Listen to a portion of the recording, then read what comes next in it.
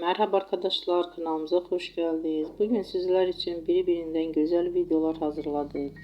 Sevilen oyuncularımız Ebru Şahin ve Akın Akın yüzünden güzel ve sempatik fotolar hazırladık. Onlar severek izlediğimiz Hercai dizisinde Reyhan ve Miran karakterlerine hayat vermiştiler. Biz onları birbirine yaraştırıyoruz ve sizler için onların güzel ve romantik karelerini hazırladık. Bu videoların devamlı gelmesini istiyorsanız kanalımıza abone olup birbirinden güzel videolar izleyebilirsiniz. Bizden bu kadar.